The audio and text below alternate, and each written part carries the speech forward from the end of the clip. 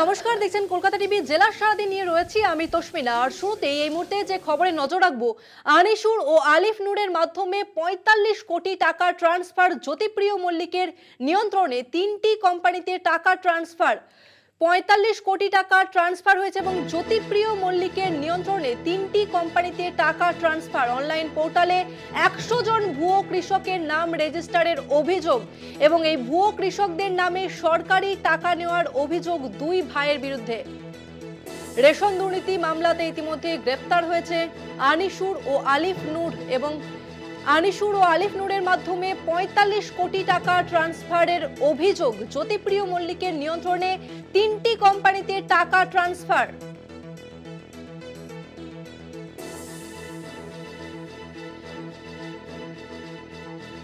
Newsroom থেকে সরাসরি রয়েছে আমাদের প্রতিনিধি রিয়া মাঝি। রিয়া, আনিসুর ও আলিফকে রেশন দুর্নীতি মামলা ইতিমধ্যে গ্রেফতার করেছে ইডি এবং যে খবর উঠে আসছে যে ৪৫ কোটি টাকা ট্রান্সফার জ্যোতিপ্রিয় মল্লিকের নিয়ন্ত্রণে এই টাকা ট্রান্সফার হয়েছে ৩টি কোম্পানিতে।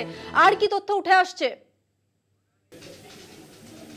একদমই দেখো, যে চাঞ্চল্যকর তথ্য ইতিমধ্যে ইডি কর্তারা পেয়েছেন সেটা আজকে যখন এই দুই ভাইকে যখন প্রোডাকশনের জন্য আনেন কোর্টে, ইডির স্পেশাল আদালতে তোলা হয়, সেই সময় কিন্তু তারা সাবমিশনে এই বিষয়গুলো মেনশন করে এবং অত্যন্ত চাঞ্চল্যকর এই বিষয়। তোমাকে প্রথমেই জানিয়ে রাখবো যে ২০১৮ সালে একটি কৃষক পোর্টাল তৈরি করা হয়, যেখানে কৃষকরা সরাসরি সেই পোর্টালে রেজিস্ট্রেশন করতে পারবে এবং সেই পোর্টালে রেজিস্ট্রেশন করলে তারা ২৫ কুইন্টাল অবধি চাল বিক্রি করতে পারবে এবং তার বাবদ তারা ৫ লক্ষ টাকা পাবে। এমনটাই কিন্তু সরকারি তরফ থেকে বলা হয়, সরকারের তরফ থেকে, এবং সেই পোর্টাল তৈরি করা হয় এবং এই পোর্টালেই মূলত সেই ঘাবলা বলা চলে বা সেই যে প্রতারণা এই পোর্টালেই হয়েছে। কারণ যেটা দেখা যাচ্ছে যে এই সরকারি পোর্টালে প্রায় ১০০ জন ভুয়ো কৃষকের নাম রেজিস্টার করা হয়েছে এবং সেখানে এই ভুয়ো কৃষকের নাম রেজিস্টার করে ৫ লক্ষ টাকা করে নেওয়া হয়েছে। কিন্তু আবার বেশ কিছু জায়গায় দেখা যাচ্ছে যে শুধু ৫ লক্ষ টাকা নয়, প্রায় ৩০ থেকে ৪০ লক্ষ টাকাও এসেছে সেই ভুয়ো চাষির অ্যাকাউন্টে।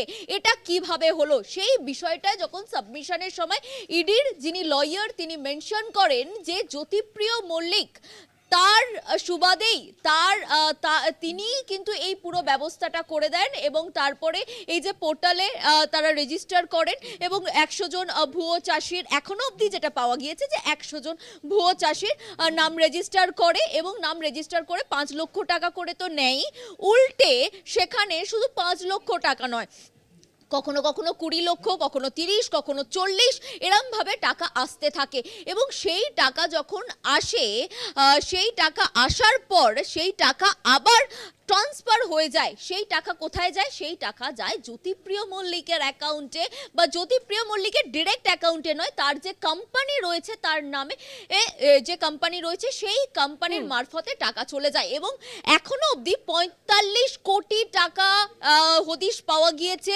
যেই টাকা সরকার থেকে টাকা নেওয়া এই পোর্টালের মাধ্যমে এবং সেই টাকা ঘুরপথে চলে গিয়েছে জ্যোতিপ্রিয় মল্লিকের কাছে।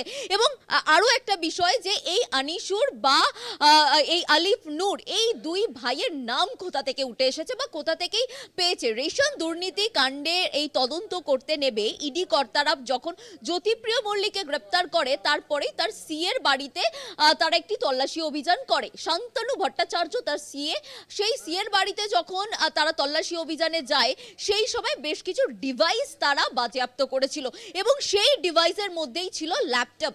সেই ল্যাপটপ থেকেই একটি ফোল্ডার পাওয়া যায় যেখানে বিদেশ এবং মুকুল নামে একটি ফোল্ডার।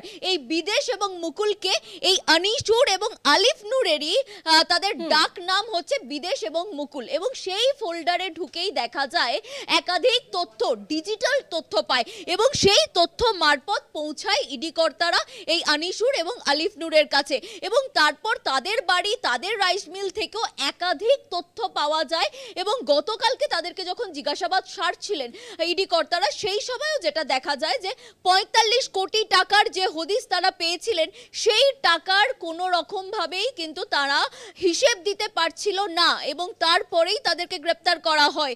এবং এই যে পোর্টাল যেটা বলা হচ্ছে যে 2018 সালে সরকারি এই পোর্টাল, সেই পোর্টালেই কিন্তু যে 100 জনের নাম রেজিস্টার করা হয়েছে এখনো অবধি, তোমাকে বলে রাখবো যে আমি যেটা জানাচ্ছি সেটা কিন্তু এখনো অবধি এই ৪৫ কোটি টাকা বা 100 জনের রেজিস্ট্রেশন সেটা এখনো অবধি ইডি কর্তারা পেয়েছে এবং মনে করা হচ্ছে এর পরেও আরো আরো তথ্য পেতে পারে, কারণ যে ডিজিটাল এভিডেন্স পেয়েছে তার মধ্যে দেখা যাচ্ছে শুধু ৪৫ কোটি টাকা ট্রান্সফার হয়েছে 3টে কোম্পানি, যেটা কিনা একদম ঘুরপথে টাকা গিয়েছে সেই ৪৫ কোটি টাকা।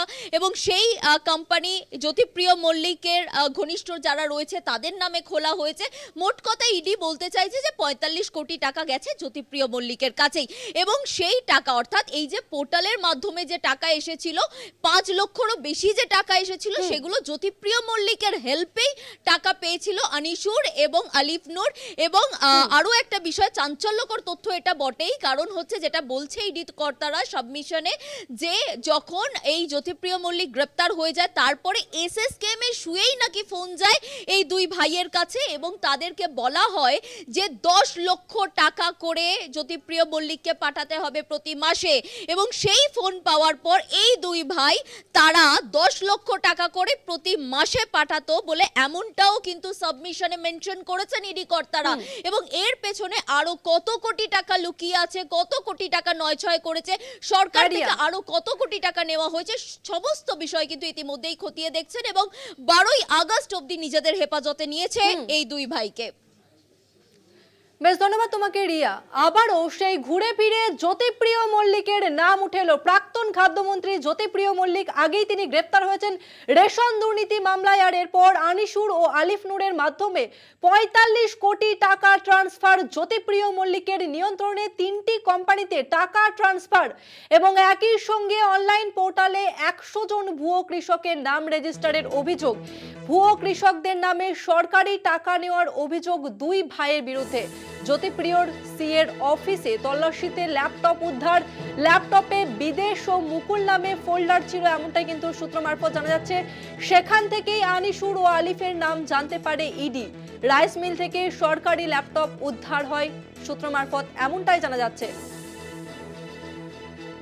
রেশন দুর্নীতি কাণ্ডে ম্যারাথন জিজ্ঞাসাবাদের পর দেগঙ্গা থেকে গ্রেপ্তার করা হয় আনিসুর ও আলিফ রহমানকে এবং যে খবর জানা যাচ্ছে আবার সেই প্রাক্তন খাদ্যমন্ত্রীর নাম জড়িয়ে 3টি কোম্পানিতে জ্যোতিপ্রিয় মল্লিকের 3টি কোম্পানিতে টাকা ট্রান্সফার করা হয়েছে। তবে 1-2 কোটি টাকা নয়, ৪৫ কোটি টাকা ট্রান্সফার করা হয়েছে জ্যোতিপ্রিয় মল্লিকের কোম্পানিতে। একই সঙ্গে অনলাইন পোর্টালে 100 জন ভুয়ো কৃষকের নাম রেজিস্টারের অভিযোগ। ভুয়ো কৃষকদের নামে সরকারি টাকা নেওয়ার অভিযোগ দুই ভাইয়ের বিরুদ্ধে।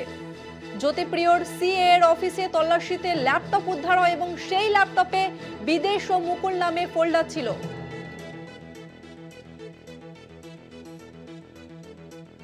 আর এই নিয়ে আমি কথা বলবো, আমাদের সঙ্গে রয়েছে বিজেপি নেতা রাহুল সিনহা। রাহুল বাবু, আপনাকে কলকাতা টিভিতে স্বাগত। জ্যোতিপ্রিয় মল্লিক তিনি আগে রেশন দুর্নীতি মামলায় গ্রেপ্তার হয়েছে, এরপর আনিসুর আলিফ নামের দুজন তৃণমূল নেতাকে গ্রেপ্তার করে এবং যে তথ্য উঠে আসছে যে 3টি কোম্পানিতে ৪৫ কোটি টাকা ট্রান্সফার করা হয় জ্যোতিপ্রিয় মল্লিকের, কি বলবেন? না, বিষয় হচ্ছে জ্যোতিপ্রিয় মল্লিক এই রেশন দুর্নীতির যে মূল পান্ডা সেটা আগেই প্রমাণ হয়ে গেছে এবং জ্যোতিপ্রিয় মল্লিক এই সমস্ত লোকেদের দ্বারা যে টাকা শুধু এই দেশে নয় বিদেশে পর্যন্ত পাচার করেছে।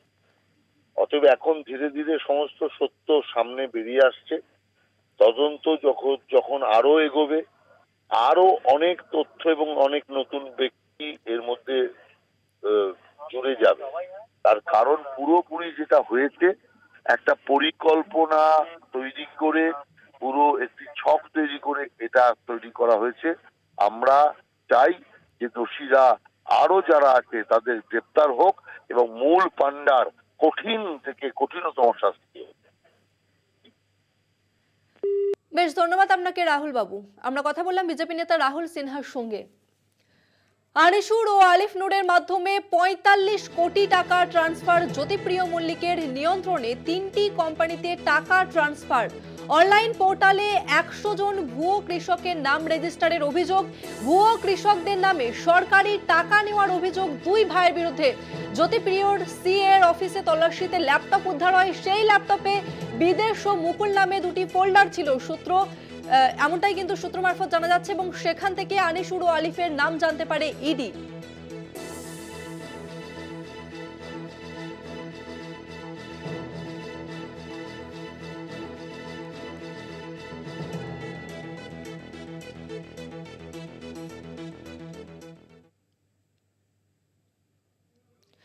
আনিসুরের আরো এক সম্পত্তির হদিশ। নিউ দীঘাতে হোটেলে আনিসুরের অ্যান্টিক রিজেন্সি নামে বিলাসবহুল হোটেল। কারামন্ত্রী অখিল গিরির উপস্থিতিতে এই হোটেলের উদ্বোধন হয়। কারামন্ত্রী অখিল গিরির উপস্থিতিতে এই হোটেলের উদ্বোধন। আনিসুরের আরো এক সম্পত্তির হদিশ পেল এনফোর্সমেন্ট ডিরেক্টরেট। আনিসুরের আরো এক সম্পত্তির হদিশ। নিউ দীঘাতে হোটেল আনিসুরের অ্যান্টিক রিজেন্সি নামে বিলাসবহুল হোটেলের খোঁজ মিলল এবং কারামন্ত্রী অখিল গিরির উপস্থিতিতে এই হোটেলের উদ্বোধন হয়, এমনটাই কিন্তু জানা যাচ্ছে। নিউ দীঘাতে আরো এক হোটেলের খোঁজ মিলল। অ্যান্টিক রিজেন্সি নামে একটি বিলাসবহুল হোটেলের খোঁজ মিলল।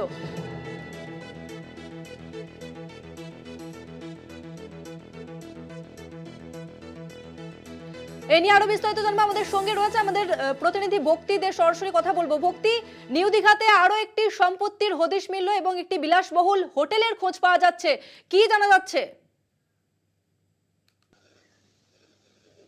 দেখো, তোমায় প্রথমেই বলি যে যেসব টাকা অর্থাৎ রেশন দুর্নীতি টাকা বিভিন্ন জায়গায় ট্রান্সফার করা হয়েছে সেরকম তথ্য আমাদের কাছে আসছে।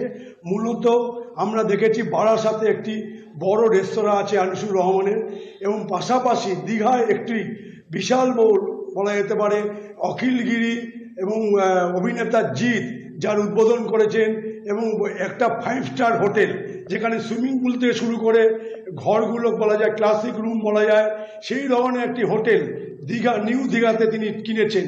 অর্থাৎ আমরা জানতে পারছি ইডি মারফত যে খবরগুলো আসছে সূত্র মারফত যে বেশ কিছু টাকা, এই যে রেশন দুর্নীতির টাকা বাকিবুর রহমানের কাছ থেকে যে দুর্নীতি শুরু হয়েছিল, তার সাথে মুকুল রহমান এবং আনিসুর রহমান যার নাম বিদেশ, তিনি তৃণমূলের দাপটে নেতা, এবং বলা যেতে পারে তার এই টাকা চাল কলের টাকা বিভিন্ন ব্যবসায়িক খাতে ব্যবহার করা হয়েছে।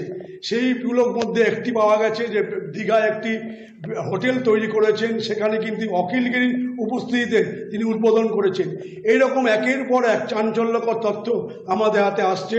শুধু এখানে নয়, তার একটি এনজিও আমরা খোঁজ পেয়েছি যে এনজিওর মাধ্যমে কালো টাকা সাদা করা হতো, সেই রকম একটি এনজিও খোঁজ পাওয়া গেছে। এখন দেখার বিষয় ইডি তদন্তে কি উঠে আসে, কেননা ইডি কিন্তু তাকে প্রথমে তার বাড়িতে 21 ঘন্টা জিজ্ঞাসাবাদ করেছিল। সে 21 ঘন্টা জিজ্ঞাসাবাদ করার পর সেখান থেকে বেশ কিছু তথ্য এবং কাগজ নিয়ে গেছে, এবং তাদের এরপর কিন্তু নিজাম প্যালেসে নিয়ে যাওয়া হয়। অর্থাৎ গতকাল যখন তারা যায় কাগজ নিয়ে বা তাদের যে তথ্যগুলো আছে ব্যাংক স্টেটমেন্ট আছে, তখন কিন্তু দেখা যায় 14 ঘন্টা জেরার পর তারা কিন্তু বলা যেতে পারে ধরা দেন, কেননা তাদের কাছে ইডির প্রশ্নের সদুত্তর ছিল না। সেই সদুত্তর না দিতে পারায় তাদেরকে ইডি গ্রেপ্তার করে। মূলত যে উৎস, টাকার উৎস, সেই উৎসগুলো দেখাতে পারেনি, কিন্তু খরচের উৎসগুলো তারা দেখাতে পেরেছিলেন। মূল উৎস অর্থাৎ ক্যাপিটাল, অর্থাৎ অথরাইজ ক্যাপিটাল কোথা থেকে ব্যবসা লগ্নি করেছিল, সেইগুলো কিন্তু তারা কিন্তু দেখাতে পারেনি। সেটা কিন্তু ইডি সূত্রে খবর। এখনো পর্যন্ত তদন্ত চলছে, এই তদন্ত নিয়ে ইডি আরও আগাবে। কিন্তু এই যে দীঘায়, নিউ দীঘায় যে বিশাল হোটেল তারা তৈরি করেছে, সেটাও কিন্তু ইডির আতশকাচের তলায়। একদমই, নিউ দীঘার সেই হোটেল এখন ইডির আতশকাচের তলায়। ধন্যবাদ তোমাকে ভক্তি। আমরা কথা বললাম আমাদের প্রতিনিধি ভক্তির সঙ্গে। আনিসুরের আরো এক সম্পত্তির হদিশ নিউ দীঘাতে এই মুহূর্তে সেই ছবি আপনাদের সামনে তুলে ধরছি। অ্যান্টিক রিজেন্সি নামে বিলাসবহুল হোটেল নিউ দীঘাতে এবং কারামন্ত্রী অখিল গিরির উপস্থিতিতে এই হোটেলের উদ্বোধন হয়।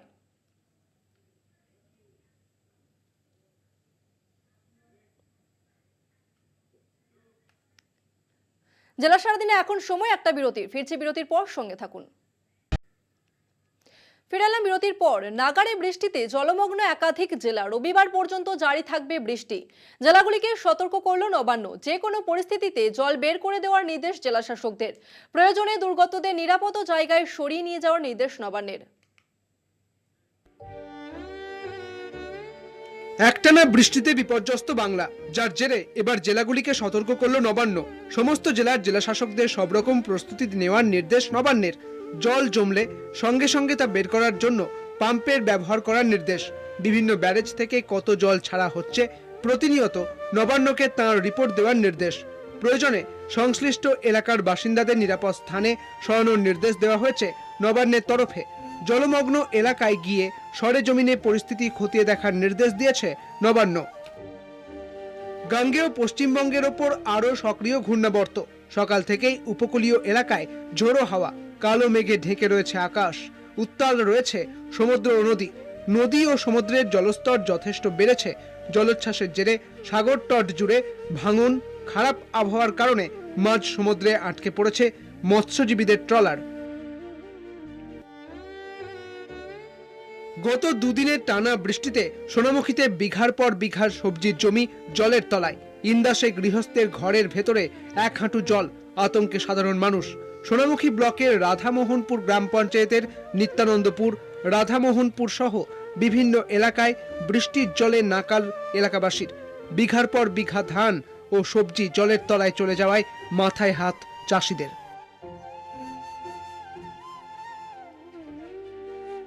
ঘূর্ণাবর্তের জেরে লাগাতার বৃষ্টিতেই জল জমে বানভাসী অবস্থা বাঁকুড়ার মেজিয়া রেল কলোনি ও গার্লস স্কুল কলোনির।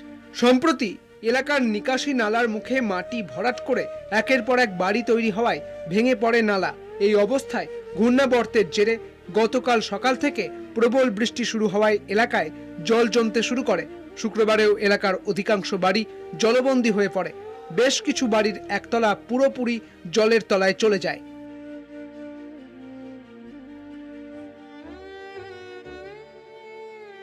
একটানা বৃষ্টিতে ধস অন্ডালের কলিয়ারি এলাকায়।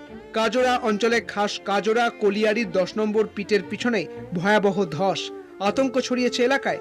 কলিয়ারি থেকে প্রায় 50 মিটার দূরেই ধসের ঘটনায় চিন্তিত এলাকাবাসী। ঘটনাস্থলে পৌঁছেছেন খনি আধিকারিকরা। চন্দ্রকোনার পাঁচামিতে শিলাবতী নদীর ওপরে বাঁশের সাঁকোর ওপর দিয়ে বইছে জল। সাঁকো বাঁচাতে মাঝ নদীতে ঝুঁকি নিয়ে পানা সরাতে দেখা গেল বাসিন্দাদের। ঘাটালের ঝুমি নদীর জল বেড়ে কাঠের সাঁকো হুড়মুড়িয়ে ভেঙে পড়ে। শিলাবতী ও কেঠিয়া নদীর জল বেড়ে পাড়াপাড়ের বাঁশের সাঁকো ভেঙে যাওয়ায় চরম সমস্যায় বাসিন্দারা। তাদের দাবি, জলের তোড়ে সাঁকোর নিচে জমা হচ্ছে পানা। মাঝ নদীতে ঝুঁকি নিয়ে ভাঙা সাঁকোর ওপর দাঁড়িয়ে জমে থাকা পানা সরাচ্ছেন এলাকাবাসী। জলমগ্ন বর্ধমানের ভাতার 600টি পরিবারকে সরানো হলো বিভিন্ন স্কুলে। যুদ্ধকালীন তৎপরতায় এলাকাবাসীকে নিয়ে যাওয়া হচ্ছে নিরাপদ জায়গায়। জলমগ্ন ভাতার কাটোয়া সড়ক, জলমগ্ন হলদিয়া ফারাক্কা রাজ্য সড়ক। স্থানীয় সূত্রে খবর, ভাতারের বিস্তীর্ণ এলাকায় ভেঙে গিয়েছে বহু কাঁচা বাড়ি। বর্তমানের পূর্বস্থলী 1 নম্বর ব্লকের নসরতপুর পঞ্চায়েতের গোপীনাথপুর গ্রামে খড়ি নদীর পাশে রাস্তায় আচমকা ধস, যার জেরে এলাকাবাসী ভাঙনের আতঙ্কে দিন গুনছেন। অবিলম্বে প্রশাসনের হস্তক্ষেপের দাবি তুলেছেন এলাকাবাসী। কলকাতা টিভি। জেলা সারাদিন আজকের মতো এই পর্যন্তই। দেখতে থাকুন কলকাতা টিভি, রাত দিন 7 দিন।